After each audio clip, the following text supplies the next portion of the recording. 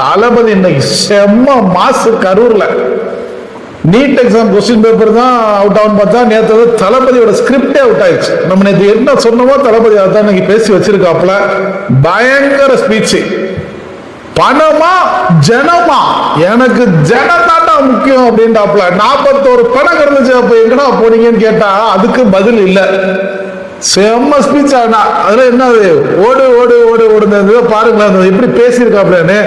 எங்க இருக்காருன்னே தெரியாம ஓடு ஓடு ஓடு ஓடு ஓடு ஓடு ஓடு ஓடு வராம் பாரு வேட்டக்காரன் ஓடினே இருக்கிறாரு.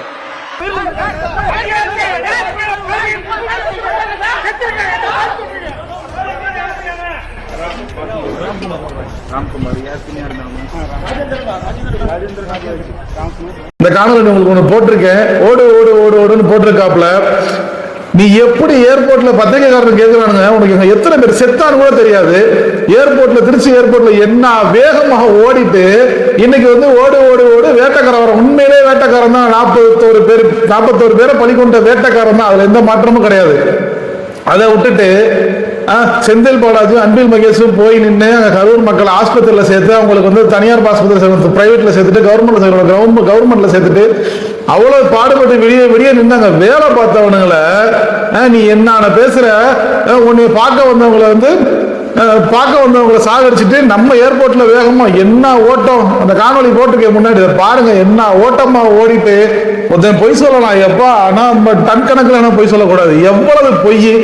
நம்ம கத்தி பேசினா எல்லாம் உண்மையாயிருமா சொல்லுவாங்கல்ல. பொய்ய திரும்ப திரும்ப சொன்னா உண்மையாயிரும். அது மாதிரி நம்ம தளபதிக்கு எழுதி கொடுத்துருக்காங்க போல. கத்தி பேசினா உண்மையாயிரும்னு. எல்லாத்துக்கும் நீங்க நினைக்க நம்ம வடநாட்டுல இருக்கோம், இல்ல 1960 இருக்கோம், நம்ம ரேடியோல பேசுறோம், பேசிட்டு போயிட்டோம்னாக்கா திரும்ப ரியாக்ஷன் இருக்காதுன்னு. நீங்க பேசக்கூடிய நீங்கன்னு இல்ல, இங்க யாரு பேசினாலுமே பேசக்கூடியவங்களுக்கு எல்லாத்துக்கும் ரியாக்ஷன் உண்டு. முன்ன மாதிரி கிடையாது. 8 மணிக்கு சன் டிவி திறந்தா நியூஸ் பார்ப்பாங்க, அவங்க சொல்றதா நியூஸ் நினைச்சிட்டு போறதெல்லாம் இப்ப கிடையாது. தளபதி அதெல்லாம் மாறிடுச்சு. நம்ம மாத்திக்கணும். அப்டேட்டுக்கு வாங்க முதல்ல. சார் எங்களுக்கெல்லாம் இப்பயே உயிர் பண்ணா கூட எனக்கெல்லாம் பரவாயில்லைங்க சார். எனக்கெல்லாம் அவளை பார்த்ததும் கண்ணீர் தண்ணியா வந்துருச்சுங்க சார். ரொம்ப சந்தோஷமா இருக்கு. இந்த வீடியோ பார்த்துருப்பீங்கன்னு நினைக்கிறேன், போட்டிருந்தேன். ஒரு அம்மாட்ட கேட்குறாங்க நிருபர், இப்போ எப்படி ஃபீல் பண்ணுறீங்க தளபதி? செத்துட்டாலே பரவாயில்ல, இந்த இடத்துல செத்துட்டா பரவாயில்ல, எதுக்கு 30 லட்சத்துக்கு அரசு வேலைக்கு இந்த அம்மா அடிப்படுது, நீ செத்துருவம்மா, வேற எவனுக்காவது தான் கொடுப்பாங்க. எப்படிப்பட்ட மக்களை எப்படி முட்டாளாக்கி எவ்வளவு ஒரு கேவலமா ஆக்கி வச்சிருக்கானுங்க பாருங்க தமிழ்நாட்டை. போக பார்த்தா நம்ம வடக்கன்ஸ் திட்டிக்கிட்டு இருந்தோம். வடக்கன்ஸ் கொஞ்ச நாள் நம்மளை திட்ட ஆரம்பிச்சிருவானுங்க போல. அந்த நிலைமைக்கு நம்மளை கொண்டுட்டு போய் விட்டு வச்சிருக்கானுங்க. எங்க போய் முடிய போகுதுன்னு தெரியல. அதெல்லாம் அதே மாதிரி நாமக்கல் அந்த மீட்டிங் முடிச்சுட்டு கரூர் வரும்போது அந்த கரூர் போலீஸ் எங்களை அலர்ட் பண்ணிருக்கலாம்ல. இல்ல சார், இங்க எதிர்பார்த்ததை விட கொஞ்சம் கூட்டம் அதிகமா இருக்கு, கண்ட்ரோல் பண்ண முடியல, வராதீங்க. அண்ட் போலீஸ் நினைச்சா அவங்க அந்த மீட்டிங்கே கேன்சல் பண்ண. டிஎஸ்பி கரூர் டவுன் டிஎஸ்பி நம்ம மேம்பாலத்துல இருந்து அந்த பேசுற இடத்துக்கு அவர் தான் அந்த டீமோட பேசி கூட்டு வந்திருக்கிறாரு. ஒரு அட்லீஸ்ட் 50 மீட்டர்ஸ் பிஃபோர் அந்த ஸ்பீக்கிங் பாயிண்ட்ல வச்சு பேசி சொல்லியிருக்கிறாரு. சரி, இங்க நிறுத்திக்கலாம், வேண்டாம், கூட்டம் ரொம்ப ஜாஸ்தியா இருக்குது, இங்க வச்சே பேசலாம்னு சொல்லிட்டு. அதுக்கும் அந்த ஆர்கனைசர்ஸ் மறுத்துருக்காங்க. இல்ல நாங்க அந்த பாயிண்ட்டுக்கு தான் போகணும், இங்க இருந்து எங்களுக்கு கவரேஜ் நல்லா கிடைக்காது, இங்க இருந்து எங்களுக்கு சரியா மைக் கேட்காது, சரியா கேட்காது. ஸோ அதனாலதான் அங்க இருந்து திருப்பி கொஞ்சம் கொஞ்சமா அந்த வண்டியை கொஞ்சம் புஷ் பண்ணி கிரௌட கொஞ்சம் 2 மூவ் பண்ணி கொண்டு வந்திருக்காங்க. அடுத்து சொல்லியிருக்காப்ல, அடுத்த பொய். நாமக்கல்ல இருந்து நாங்க வரும்போதே போலீஸ் சொல்லி இருந்தா நாங்க வந்துருக்க மாட்டோம். போலீஸ் எங்கள்கிட்ட கேட்டுட்டு இருக்கவே தேவையில்லை, அவங்களுக்கு அந்த ரைட்ஸ் இருக்கு, அவங்களே கூட்டத்தை பார்த்துட்டு கேன்சல் பண்ணலாம். உனக்கு புத்தி இல்ல, மூளை இல்ல, கரூர்ல உனக்கு தெரிஞ்ச ஒத்தம் கூட இல்ல, எவ்வளவு கூட்டம் இருக்கு, வரலாமா வேணாமா நீ கேட்க மாட்டியா? உனக்கு எல்லாமே போலீஸ் தான் சொல்லணுமா? எனக்கு ஒன்றும் புரியலையே. ஏன் உங்களுக்குலாம் சுய புத்தியே கிடையாதா? அடுத்த சொல்லி தான் கேட்பீங்களா? போலீஸ் இவங்களை வச்சு நாடகம் ஆடிருச்சா? எப்பா நீங்க யாரும் நாடகத்தோடவா போலீஸ் நாடகம் ஆடி இருக்க போது? அதுக்கு காரணம் ஸ்டாலின் தானா? நீ 5 மணி நேரம் 6 மணி நேரம் லேட்டா ஆட்டிக்கிட்டு வருவ, உனக்கு உட்காந்து விளக்கு வச்சுக்கிட்டு உட்காந்துருக்கணும். இது வந்து போலீஸ் மேல தான் அதுக்கும் பழிய தூக்கி போடுவீங்க, அதுக்கும் போன திமுக ஆட்சியில தான் பழிய தூக்கி போடுவீங்க. எனக்கு ஒண்ணுமே புரியல. ஏன் உங்களும் புத்தி கிடையாதா? சொன்ன டயத்துக்கு வரணும்ன்றதுல எல்லாம் 1 மணி நேரம் லேட் ஆகலாம், 2 மணி நேரம் லேட் ஆகலாம், 5 மணி நேரம் 6 மணி நேரம் லேட்டா வந்திருக்க. அந்த கிளிப்பை இதுல போட்டிருக்கோம். போலீஸ்காரங்க உன்னை ஸ்பாட்டுக்கு வர வேணாம், முன்னாடியே பேசிட்டு போயிடணும்னு சொல்லியிருக்காங்க. இல்ல நாங்க அங்க வந்தாதான் எங்களுக்கு வியூ கிடைக்கும்னு சொல்லியிருக்கீங்க. சொல்லிட்டு இப்ப வந்து பழியதுக்கு போலீஸ் மேல போடுறீங்களே. மக்கள் எல்லாத்தையும் பார்த்துக்கிட்டு இருக்காங்க தளபதி. அப்படிலாம் பேசிட்டு நம்ம போயிட முடியாது. முன்னாடி என்ன நடந்துச்சு, இப்ப என்ன நடக்குது, திமுக பண்ண தப்புக்கு இன்னும் அடுத்தடுத்த காலத்துல உங்களுக்கு வந்து மேலும் மேலும் மயிரோட கொடுக்க மாட்டாங்க. எழுதி வச்சுக்க, இதுதான் கடைசி. நமக்கு நம்ம ஆட்டம் இதுதான் கடைசி, முதல்ல கடைசி இதுதான். புரியுதா? அடுத்து 10 நிமிஷம் குளத்தூர்ல பேசுறதுக்கே கொத்து புரட்டா போட்டாங்களாம். இன்ன வரைக்கும் குளத்தூரை போய் பார்த்துருப்பீங்களா தளபதி? குளத்தூர் எப்படி இருக்குன்னு ரத்த கண்ணீர் வடிக்கிறானுங்க.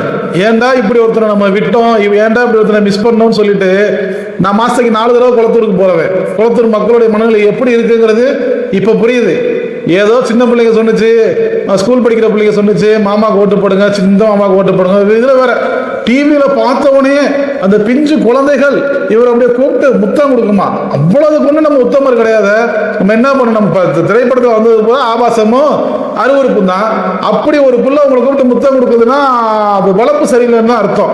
ஒரு அன்னை தெரசாவை பார்த்து, ஒரு காமராஜரை பார்த்து, ஒரு முத்தமிழ் அறிஞரை பார்த்து, எவ்வளவோ தலைவர் இருக்காங்க, அவர்களை பார்த்து அந்த குழந்தைகள் வந்து நான் முத்தமிழ் கலைஞரை ஏன் சொல்றேன்னா, திருக்குறளுக்கு உரைநடை எழுதின 5 பேர்ல கலைஞர் ஒரு ஆள்.